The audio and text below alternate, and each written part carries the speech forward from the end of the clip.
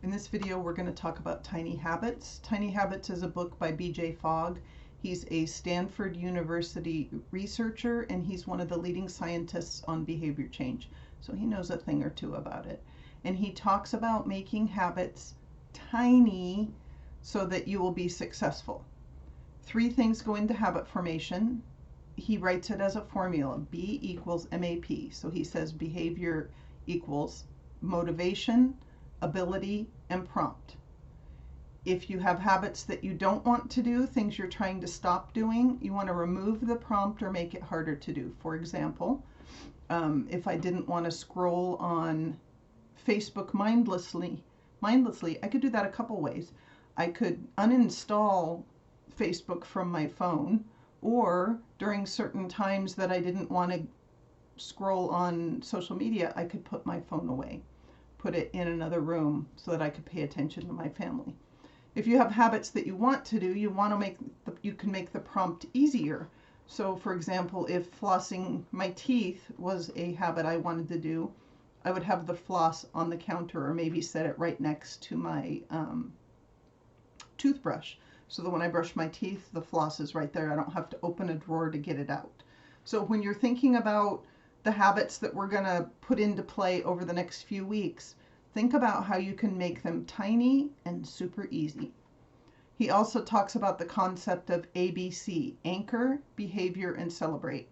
So anchor the behavior you want to install to something you already do, kind of like when I just talked about the toothbrush and the floss. Have the toothbrush and the floss together. What you would say is, after this, I will do that. So after I brush my teeth, I will floss. And in fact, he gives the example in the book, after I brush my teeth, I will floss 1 tooth. That's how to make it super tiny. And what happens is it grows. You get the floss out and you get the string and you wrap it around your finger and you floss 1 tooth, and pretty soon you're flossing all your teeth, because why not now that you're there? And then after you do the behavior, you celebrate, even if the behavior is tiny, even if you only did the 1 tooth. And he recommends, he said it sounds silly, but you want to celebrate intensely and immediately. So floss your teeth and then woohoo yourself, or whatever you do to celebrate. Yes. What we need to do is let our brain know that that behavior is something you want it to put on autopilot. Often we wait way too long to celebrate. Like maybe you tell yourself, after I floss for 30 days, then I will do this, whatever. That celebration is too removed from the behavior to actually be helpful in establishing habit.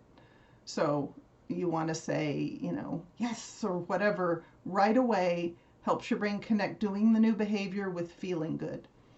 Gives you that little dopamine hit in your brain from doing things that are good for you, rather than getting the dopamine hit from tech or other things that you do that are not good for you. Overeating, too many chocolate chip cookies, whatever. We're getting our dopamine hits from that, but we want to train our brain to get a little bit of dopamine from the things that are good for us.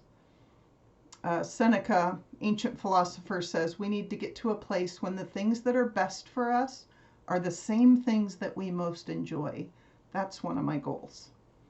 So if you want to install a new habit, you want to think about whatever the new behavior is you can install. What can you anchor it to? What are you already doing that you can connect this to? How can you make it easy? His phrase is, make it stupid small, like flossing 1 teeth.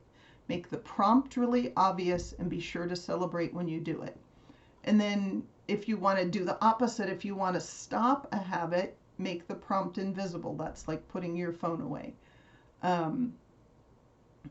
If you want to quit alcohol, you just don't have it in your house. Make it difficult to get it. If you're, wanting to stop eating the little teeny chocolate chip cookies from Trader Joe's, you're addicted to them and they come in a whole tub, don't buy them.